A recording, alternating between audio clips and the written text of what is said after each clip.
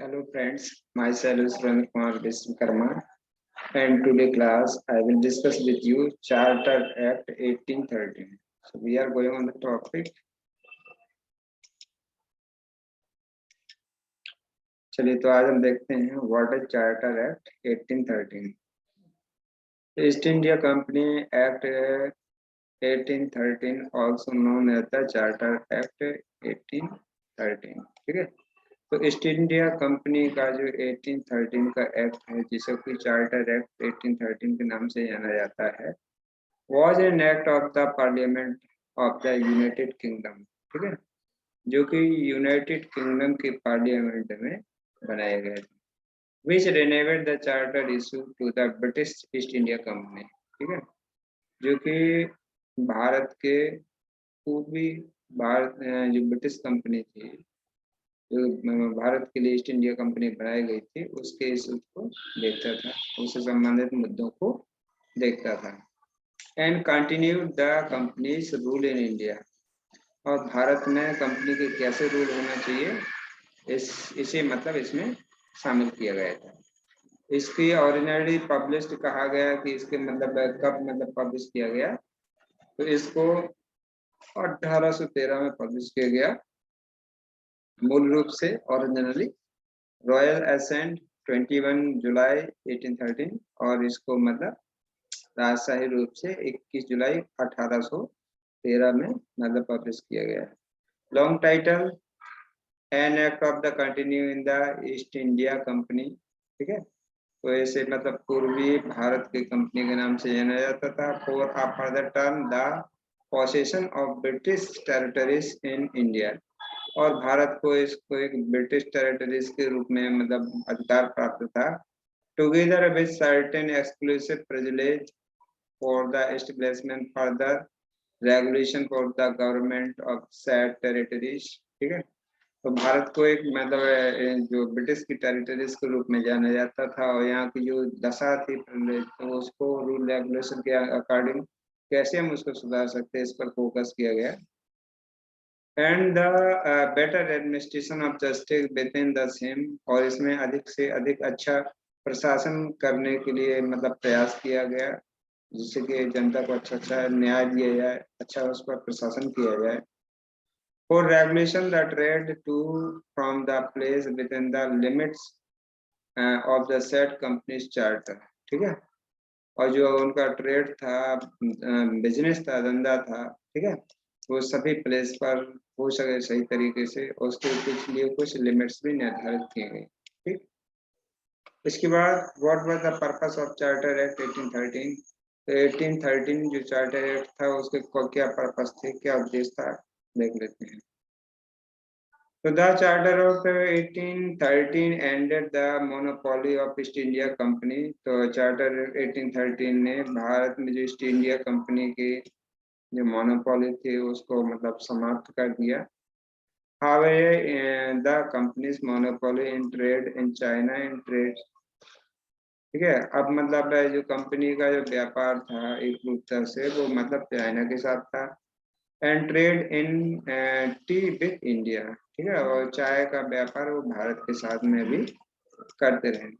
Thus trade with India for the all commodities except tea was thrown open to the all British subjects. ठीक है, और जो British प्रजा थी तो उसी के अकॉर्डिंग मतलब इंडिया पर बाकी सारे कारोबार रखे गए.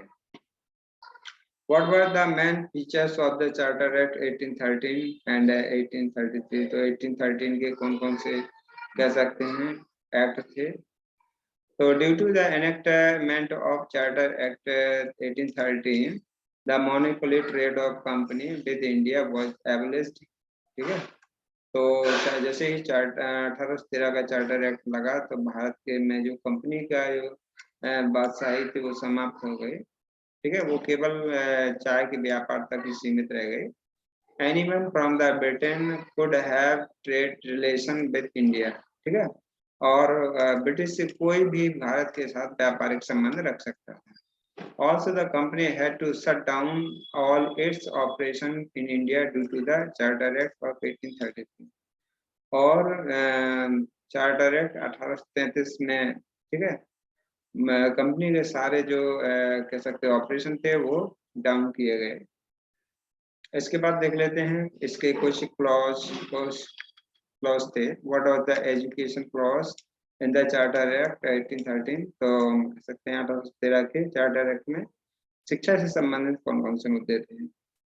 So the Charter Act 1813 was incorporate the principle of the encouraging learned Indians and promoting knowledge of modern science in the country।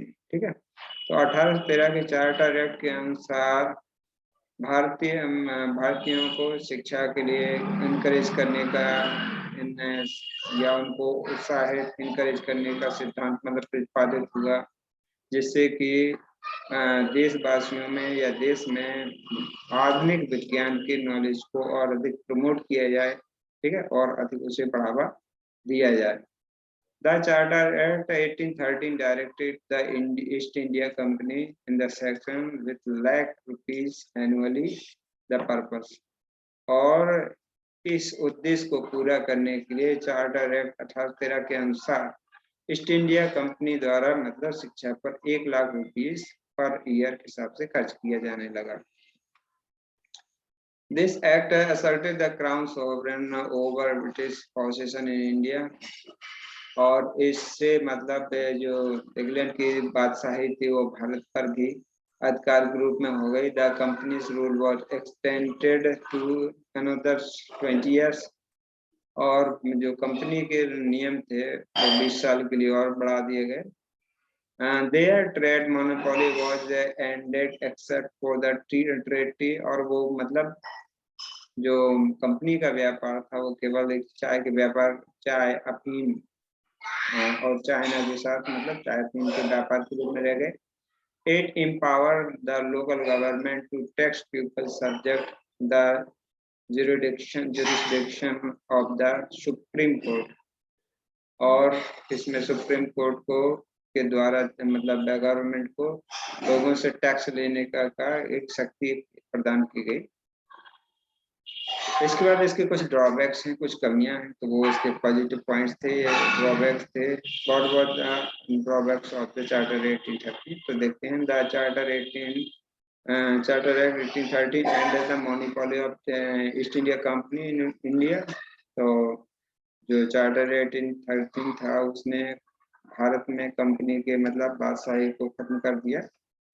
However, the company's monopoly in trades with China and trade in tea with India, लेकिन उसका चाय के व्यापार के रूप में वो भारत और चीन के साथ व्यापार करता रहा। Thus, trade with India for all commodities except tea was thrown open to all British subjects।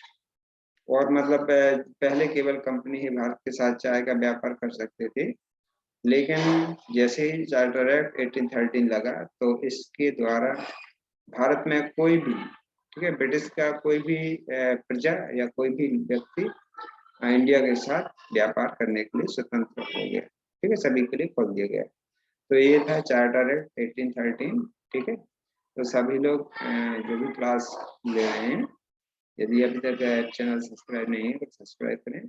Thank you.